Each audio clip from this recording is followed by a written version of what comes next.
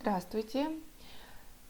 Мы с вами продолжаем наши уроки по 3D-моделированию. И мы с вами на прошлых уроках начали изучать новую тему, это материалы.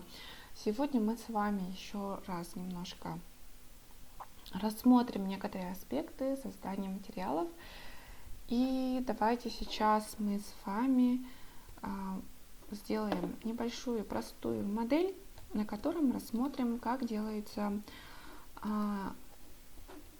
некоторые материалы, свойства материалов, которые можно использовать на одном объекте. Еще раз рассмотрим такую тему. Итак, я добавила плоскость, и у нас на плоскости стоит куб.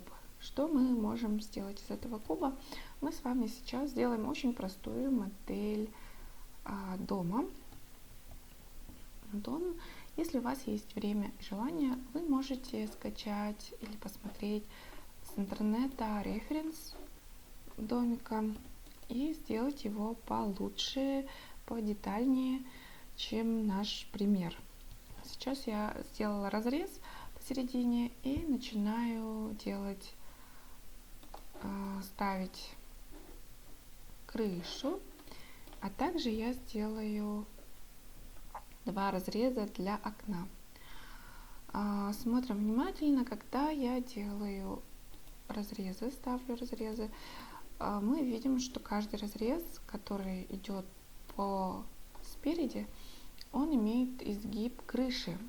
И если я буду делать окно сбоку, это, конечно, не вызовет никаких проблем, но если вот я хочу сделать спереди, то проблемы будут, так как у нас окно получится кривым, не прямым. Как же можно выпрямить такой разрез? Мы выбираем одну линию, не оба, а только одну круговой разрез и делаем просто скейлим по Z и выпрямляем его с помощью нолика. То есть мы делаем скейл по нулю. И то же самое снизу. Что происходит? Вот когда мы делаем scale по Z, линия остается на месте, и мы с ними работаем. Когда мы вводим с клавиатуры нолик и нажимаем Enter, мы вводим значение 0, которое выравнивает все разрезы по оси Z. И вот у нас получается разрезы, с помощью которых мы сможем с вами сделать окна. Кроме окон, давайте я с этой стороны сделаю два разреза дополнительных, конечно, нужно для окна. И вот здесь. И вот у нас можно сделать окно спереди, сбоку и так далее. Мы окно сделаем очень простым способом, не будем сильно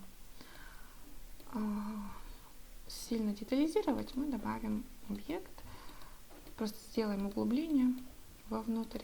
И вот здесь спереди, где у нас идет дверь, сделаем дверь, экструдом немножко наоборот вытащим вовнутрь.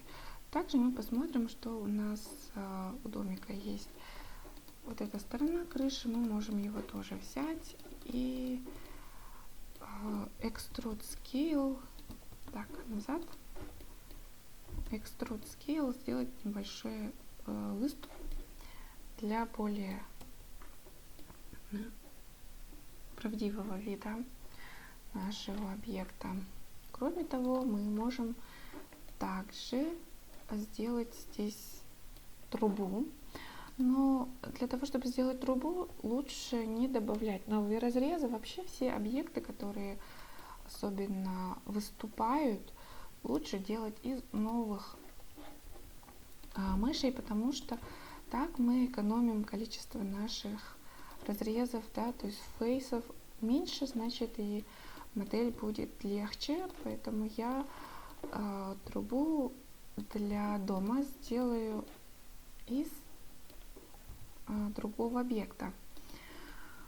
Я его делаю немножко экструд и уже работаю extrude scale, добавляю ему вот такую вот форму, добавляю еще форму. Что еще можно сделать с этим домиком. На самом деле задание такое, что можно здесь моделить и моделить долго, смотреть референсы в интернете, добавлять детали, расширять ваш дом. Можно сделать двухэтажный дом на вашу фантазию. И также можно сделать забор. Давайте, так как этот урок будет посвящен моделированию, чтобы на следующем уроке мы уже занимались только материалами, давайте сделаем еще и забор. Забор я рекомендую сделать с помощью как раз таки модификатора Array. Кто еще помнит, мы проходили модификатор Array. Мы сделаем scale, сделаем всего лишь одну часть нашего забора. Грэбом по Z выдлиним и сделаем даже вот такой деталь, как вот, да, то есть у нас получилась моделька забора. Чтобы он был более реалистичен и на нем была ограда, мы сделаем опять-таки разрезы. Или лучше давайте мы добавим сюда новый куб. Новый куб у нас появляется все время в центре. На самом деле это можно его сделать, чтобы он был рядом с моделью. Ну ладно, мы сегодня с вами это дело не будем углубляться и делаем scale по Y. И у нас получится объект, который немножко выступает. Scale по Y. Так, вот так. Пусть он будет вот такой. И мы также его постараемся поставить вот так. Чуть выступающим. И Shift-D скопируем. Вот у нас есть некое жерди для нашего забора. Выглядит сейчас, конечно же, странно. Немножко даже не похоже на забор. Но когда мы подключим сюда модификатор сделаем, возьмем Array, и в сторону у нас, в другую сторону должно быть, мы сделаем значение -1.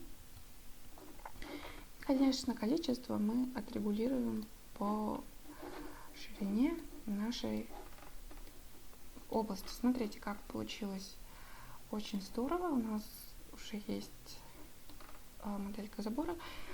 И смотрите, я хочу, чтобы этот забор появился еще и с той стороны, так как можно это, конечно, скопировать, но мы можем опять-таки использовать mirror и mirror сделать объект по именно плоскости и пустить его по оси Y. И вот у нас есть как бы моделька со стороны противоположной стороны.